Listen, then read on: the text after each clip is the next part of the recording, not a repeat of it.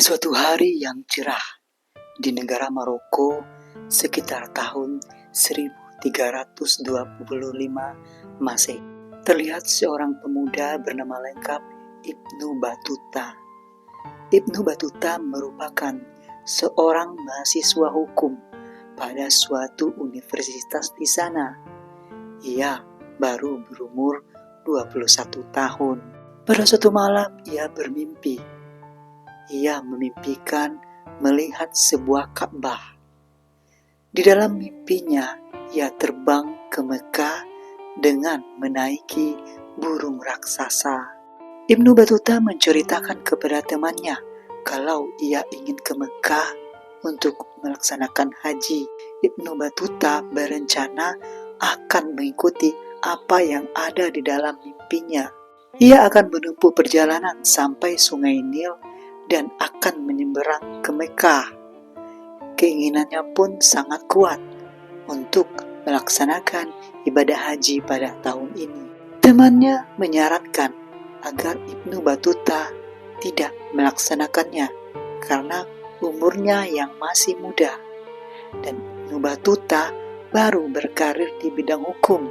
Temannya sangat memperhatikan keselamatan Ibnu Battuta karena sangat berisiko melakukan perjalanan sendiri. Namun Ibnu Battuta berkata, jika harus mati, biarlah mati dalam keadaan perjalanan ke Mekah. Keesokan harinya, ia bertemu dengan pamannya. Ia mengatakan jika Ibnu Battuta tiba di Kairo, Ibnu Battuta harus mencari Ibnu Musafar yang merupakan keluarga besarnya. Ia meminta agar Ibnu Battuta memberikan sepucuk surat kepadanya. Kemudian pada hari keberangkatannya, terlihat ayahnya memberikan kuda, emas, dan tak lupa dia berdoa kepada Ibnu Battuta. Kemudian ibunya memberikan baju ihram, yaitu baju putih polos yang akan dipakai ketika melaksanakan haji. Mereka sangat sedih melihat kepergian anaknya. Dan kemudian Ibnu Battuta pun berangkat dari Maroko menuju Mekah. Ia meninggalkan rumah dan keluarganya dan berpikir entah bisa bertemu lagi. Ibnu Battuta sebenarnya bisa berangkat dengan perahu dan mengikuti kafilah-kafilah lainnya. Namun ia memiliki alat navigasinya sendiri dan jalannya sendiri. Sementara itu, jarak antara Maroko ke Mekah lebih kurang sekitar 5.000 km. Hari-hari telah ia lalui. Bintang menjadi sahabatnya di kala malam hari, dan matahari menuntunnya melewati hari demi hari. Dia pernah mendengar kata-kata dari seorang musafir kalau bahaya mengintai di setiap perjalanannya.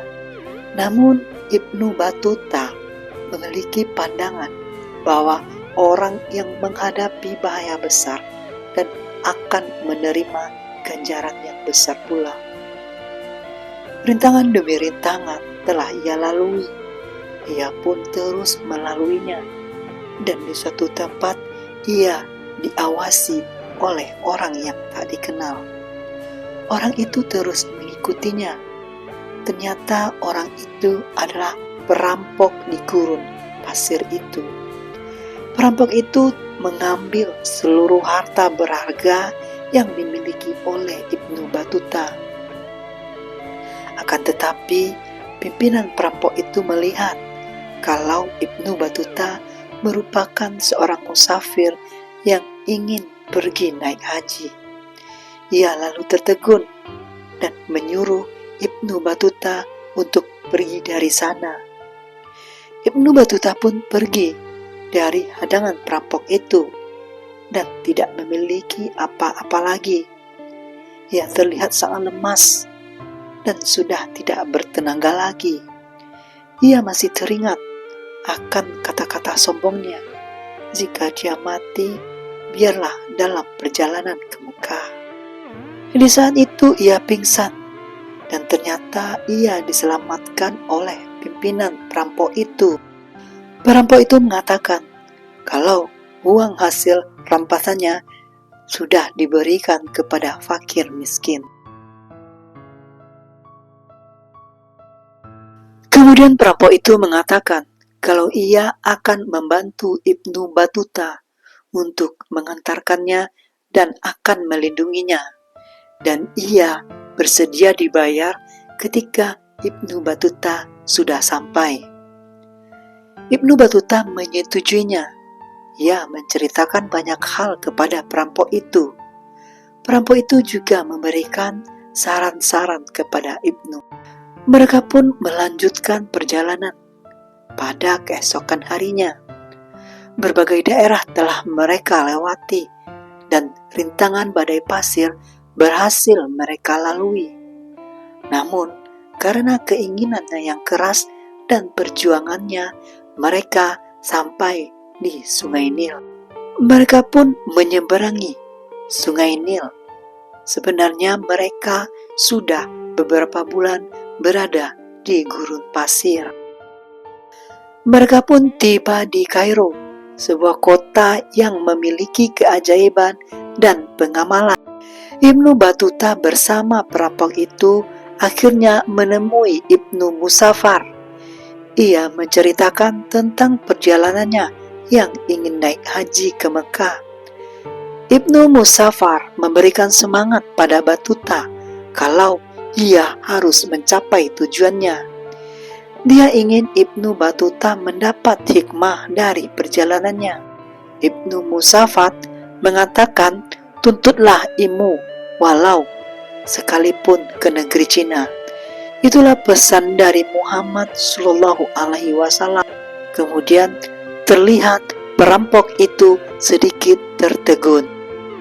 Mereka pun meninggalkan tempat itu dan melanjutkan perjalanannya melalui Laut Merah. Karena tugasnya sudah selesai, perampok itu menyarankan agar menempuh jalur yang lain. Ibnu Batuta tidak mempedulikannya dan tetap dengan tujuan sesuai dengan mimpinya. Perampok itu juga mengatakan kalau saat ini ada perang di Laut Merah. Mereka pun berpisah di sana. Ibnu Batuta melanjutkan perjalanannya sendirian. Namun, setiba di Laut Merah, ia terkejut karena benar apa yang disampaikan oleh perampok itu. Ibnu Batuta terlihat sangat frustasi, namun ternyata perampok itu masih mengikutinya. Ibnu Batuta berdoa kepada Allah Subhanahu wa Ta'ala agar mengampuni setiap kesombongannya. Karena tidak bisa melewati Laut Merah, akhirnya mereka melewati Damaskus. Mereka bergabung dengan kafilah-kafilah di sana dan sama-sama berangkat ke Mekah. Ibnu Batuta pun berpisah dengan perampok itu. Ternyata perampok itu sudah menjadi sahabat sejatinya.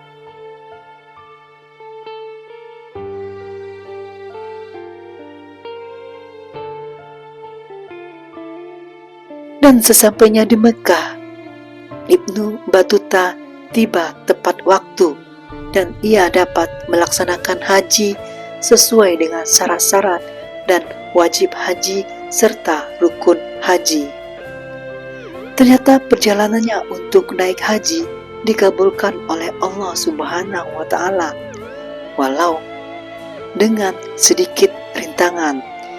Ia percaya akan kebesaran Allah.